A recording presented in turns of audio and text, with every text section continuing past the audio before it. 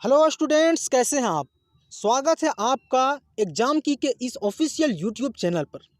Friends, आज हम लेकर के आए हैं क्लास 12 के हिस्ट्री के दूसरा चैप्टर राजा, किसान और नगर से टॉप मोस्ट 50 क्वेश्चंस, जो आपके एग्जाम के पॉइंट ऑफ व्यू से बहुत ही इंपॉर्टेंट होने वाला है। तो आइए बिना देर का हम शुरू करते हैं फटाफट से। पहला प्रश्न जो हमारे पास है वो है कि अंगुत्तर निकाय के अनुसार महाजनपदों की संख्या कितनी थी। 8, 16, 32 या फिर 64। तो इसका जो सही आंसर होगा वो ऑप्शन नंबर बी यानी कि 16 होगा। नेक्स्ट हम देखेंगे क्वेश्चन नंबर 2 क्या है हमारे पास।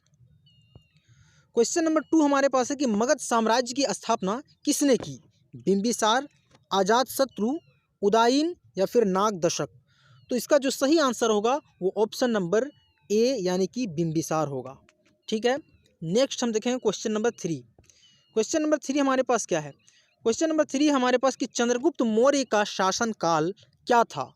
544 से 412 ईसा पूर्व, 491 से 459 ईसा पूर्व, 344 से 323 ईसा पूर्व, 323 से 298 ईसा पूर्व।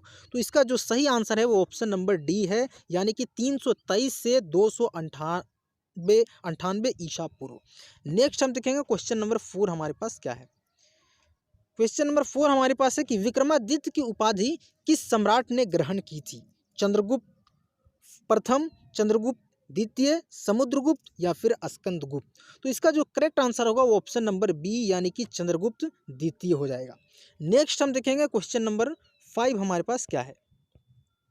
क्वेश्चन नंबर 5 हमारे पास है कि मुद्राक्षर किसकी रचना थी। ए नंबर ऑप्शन है कौटिल्य, बी में है विशाख दत्त, सी में है मेगास्थनीज, डी में है इनमें से कोई नहीं। तो इसका जो सही आंसर है वो option number option number B यानी कि विशाख दत्त है। नेक्स्ट हम देखेंगे क्वेश्चन नंबर 6 हमारे पास क्या है। क्वेश्चन नंबर 6 हमारे पास कि मौर्य साम्राज्य का प्रथम शासक कौन था। बिंदुसार, चंद्रगुप्त मौर्य, अशोक या फिर महेंद्र। तो इसका करेक्ट आंसर है ऑप्शन नंबर बी यानी कि मौर्य साम्राज्य का जो प्रथम शासक था वो चंद्रगुप्त मौर्य था।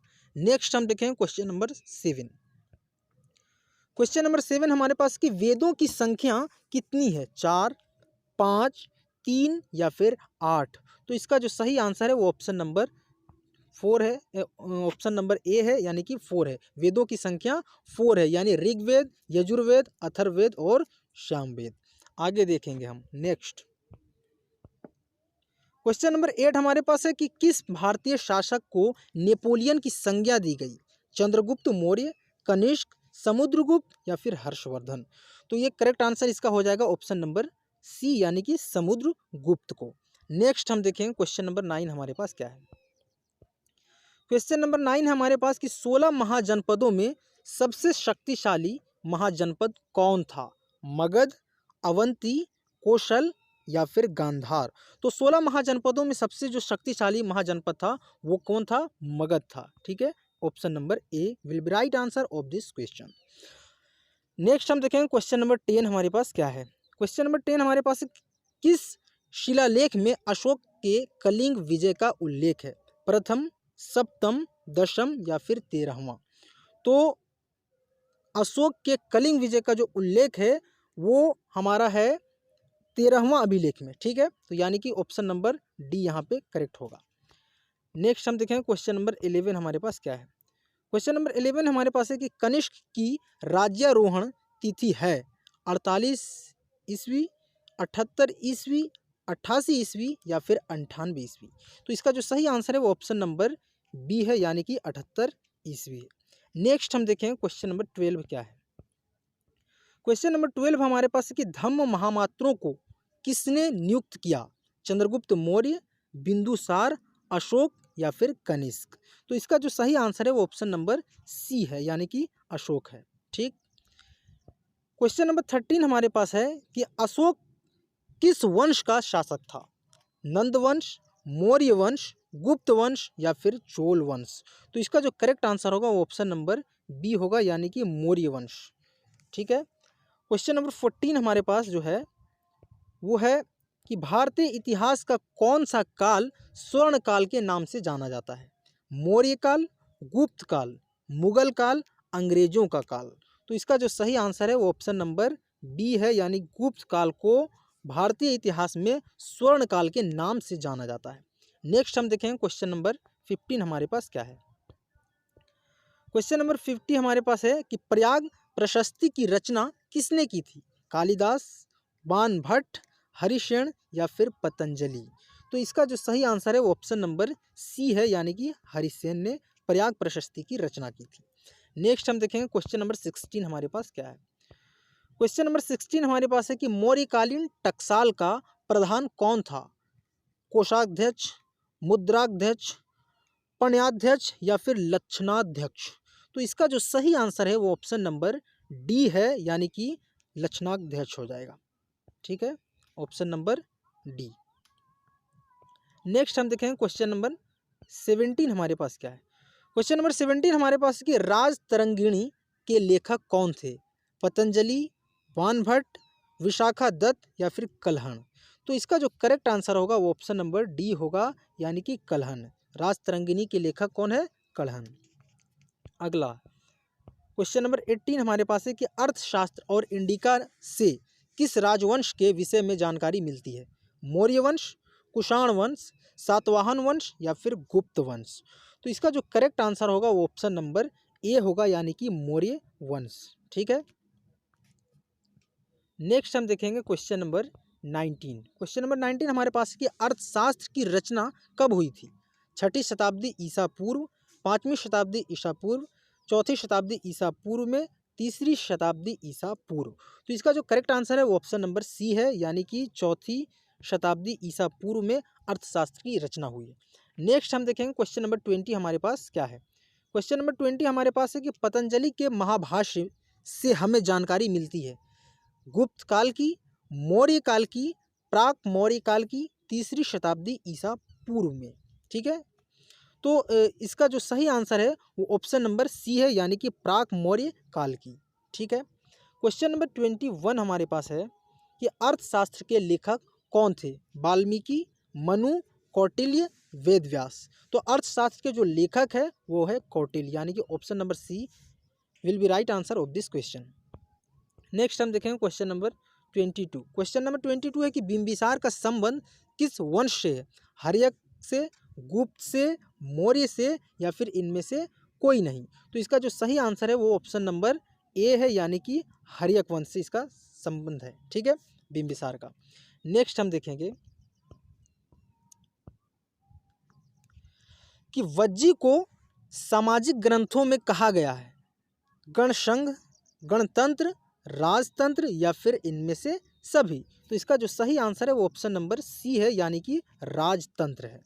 वज्जी को सामाजिक ग्रंथों में राजतंत्र कहा गया है। ठीक है, नेक्स्ट हम देखेंगे क्वेश्चन नंबर 24। जनपद शब्द का शाब्दिक अर्थ है जहां लोग मवेशी रखते हैं, जहां लोग अपना घर बनाते हैं, ए और बी दोनों या फिर इनमें से कोई नहीं? तो इसका जो सही आंसर है वो ऑप्शन नंबर डी, यानी कि इनमें से कोई नहीं है। जनपद जो होता है जहाँ पे लोग जा करके बस जाते हैं उसी को हम लोग जनपद कहते हैं। ठीक है, नेक्स्ट हम देखेंगे पंच चिन्ह वाले सिक्के बने होते थे सोने के, चांदी के, तांबे के, बी एवं सी दोनों के? तो इसका जो सही आंसर है वो ऑप्शन नंबर डी, यानी कि बी और सी दोनों हो जाएगा, सोने और चांदी का दोनों। ठीक है, नेक्स्ट हम देखेंगे 26 नंबर क्वेश्चन क्या है। 26 नंबर क्वेश्चन है कि अशोक द्वारा प्रचारित बौद्ध धर्म कहाँ प्रचलित नहीं हुआ? सूर्या, ब्रिटेन, श्रीलंका या फिर जापान? तो अशोक द्वारा जो प्रचारित बौद्ध धर्म है वो ब्रिटेन में प्रचलित नहीं हुआ। ठीक है, याद रखेंगे आप। नेक्स्ट हम देखेंगे 27 नंबर क्वेश्चन। 27 नंबर क्वेश्चन में हमारा है कि पाटलिपुत्र नगर की स्थापना की गई थी मुंडक द्वारा, बिंबिसार द्वारा, उदयन द्वारा या फिर अजात शत्रु द्वारा? तो इसका जो करेक्ट आंसर है वो ऑप्शन नंबर सी, यानी कि उदयन द्वारा है। ठीक है, नेक्स्ट हम देखेंगे क्वेश्चन नंबर 28। क्वेश्चन नंबर 28 हमारा है कि प्रसिद्ध ग्रंथ इंडिका की रचना किसने की थी? कौटिल्य, मेगास्थनीज, अलबिरूनी या फिर इत्सिंग? तो इंडिका की जो रचना की वो मेगास्थनीज ने किया। ठीक है, ऑप्शन नंबर बी। नेक्स्ट हम देखेंगे क्वेश्चन नंबर 29। क्वेश्चन नंबर 29 है कि प्राचीन भारत में धम्म की शुरुआत किस शासक ने की थी? चंद्रगुप्त मौर्य, चंद्रगुप्त द्वितीय, अशोक या फिर कनिष्क? तो धम्म की जो शुरुआत की थी वो अशोक ने किया था। ठीक है, नेक्स्ट हम देखें क्वेश्चन नंबर 30। क्वेश्चन नंबर 30 हमारे पास है कि महावीर ने पारसनाथ के सिद्धांतों में नया सिद्धांत क्या जोड़ा? अहिंसा, ब्रह्मचर्य, सत्य, अपरिग्रह। तो इसका जो करेक्ट आंसर होगा वो ऑप्शन नंबर बी होगा, यानी कि ब्रह्मचर्य होगा। नेक्स्ट हम देखेंगे 31 नंबर क्वेश्चन क्या है हमारे पास कि कलिंग युद्ध कब हुआ? 261 ईसा पूर्व, 251 ईसा पूर्व, 263 ईसा पूर्व, 253 ईसा पूर्व। तो कलिंग का जो लड़ाई हुआ था वो 261 ईसा पूर्व हुआ। ठीक है, नेक्स्ट हम देखेंगे क्वेश्चन नंबर 32। फूट डालकर विजय प्राप्त करने का कार्य सर्वप्रथम किस राजा ने किया? अजातशत्रु, पुष्यमित्र, शुंग, अशोक, समुद्रगुप्त। तो इसका जो करेक्ट आंसर होगा वो ऑप्शन नंबर ए, यानी कि अजातशत्रु हो जाएगा। ठीक है, नेक्स्ट हम देखेंगे क्वेश्चन नंबर 33। क्वेश्चन नंबर 33 हमारे पास के जीवक वैद्य किस वंश के काल में था? मौर्य, गुप्त, हर्यक, कुषाण।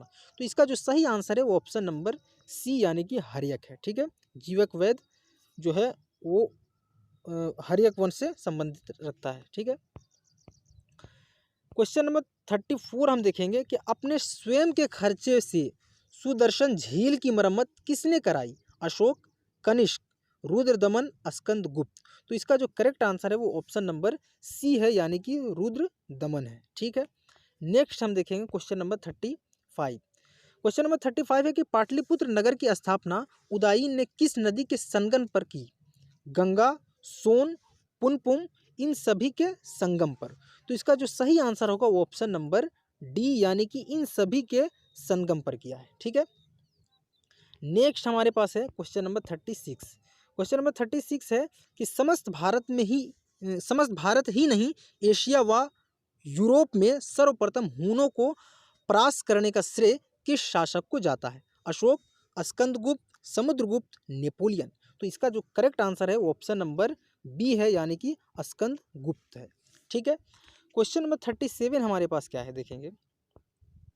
37 हमारे पास है कि यूरोप का समुद्रगुप्त कौन था? हिटलर, नेपोलियन, बिस्मार्क या फिर मुसोलिनी।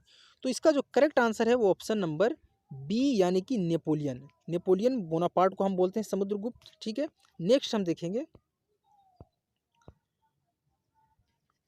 किसके अभिलेख में भूमि दान का उल्लेख मिलता है? अशोक, समुद्रगुप्त, प्रभावती गुप्त, इनमें से सभी। तो इसका जो सही आंसर होगा वो ऑप्शन नंबर सी, यानी कि प्रभावती गुप्त होगा।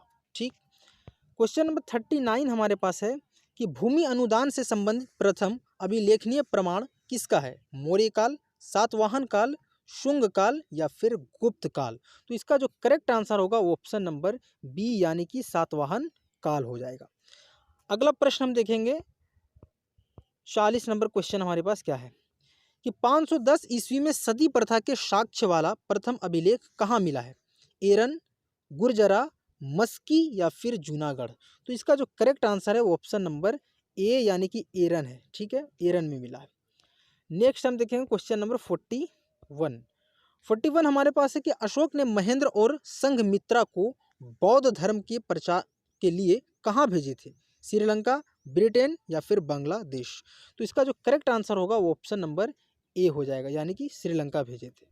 नेक्स्ट हम देखेंगे क्वेश्चन नंबर 42।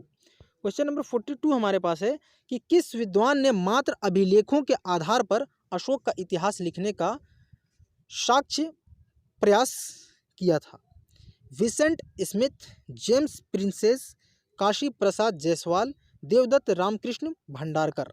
तो इसका जो करेक्ट आंसर है वो ऑप्शन नंबर डी है, यानी कि देवदत्त रामकृष्ण भंडारकर है। नेक्स्ट हम देखेंगे क्वेश्चन नंबर 43। क्वेश्चन नंबर 43 हमारे पास है कि मौर्य काल का निम्न में से कौन सर्वाधिक महत्वपूर्ण नमूना है?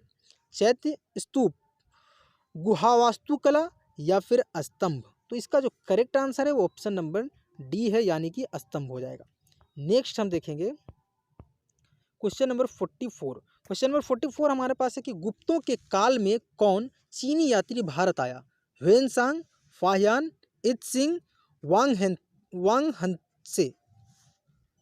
ठीक है, तो इसका जो सही आंसर है वो ऑप्शन नंबर बी यानी कि फाहियान है। ठीक है, नेक्स्ट हम देखेंगे क्वेश्चन नंबर 45। क्वेश्चन नंबर 45 है कि मेगास्थनीज भारत में किसके दरबार में आया? चंद्रगुप्त मौर्य, बिंदुसार, अशोक, पुष्यमित्र, शुंग। तो इसका जो करेक्ट आंसर है वो ऑप्शन नंबर ए यानी कि चंद्रगुप्त मौर्य है। नेक्स्ट हम देखेंगे 46 नंबर क्वेश्चन।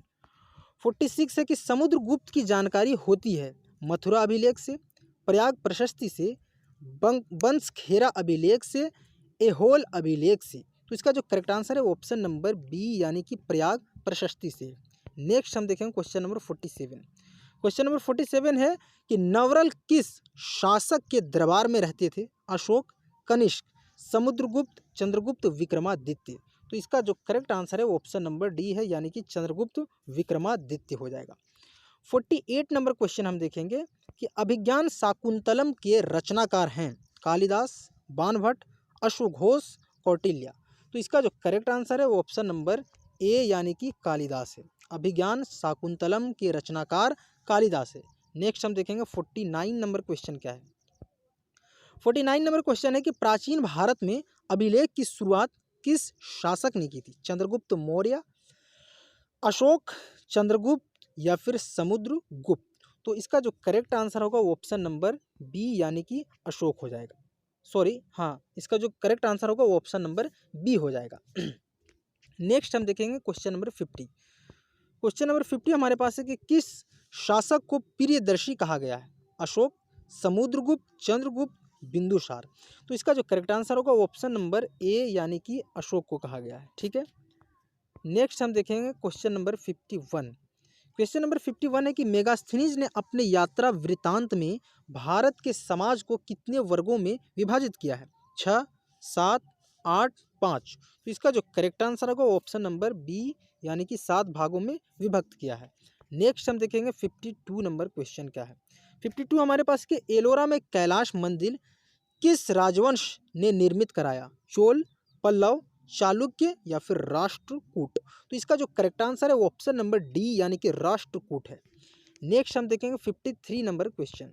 53 है कि पुराणों की संख्या कितनी है? 16, 18, 20 या फिर 19। तो इसका जो करेक्ट आंसर है वो ऑप्शन नंबर बी यानी कि पुराणों की संख्या 18 है। ठीक है, नेक्स्ट हम देखेंगे क्वेश्चन नंबर 54। क्वेश्चन नंबर 54 है कि तक्षशिला विश्वविद्यालय कहाँ स्थित था? पाकिस्तान, बांग्लादेश, भारत या फिर वर्मा। तो तक्षशिला विश्वविद्यालय जो था वो पाकिस्तान में स्थित था। ठीक है, यानी कि ऑप्शन नंबर ए। नेक्स्ट हम देखेंगे क्वेश्चन नंबर 55। क्वेश्चन नंबर 55 है कि धम्म की शुरुआत किसने की थी? चंद्रगुप्त मौर्य, चंद्रगुप्त विक्रमादित्य, अशोक या फिर कनिष्क।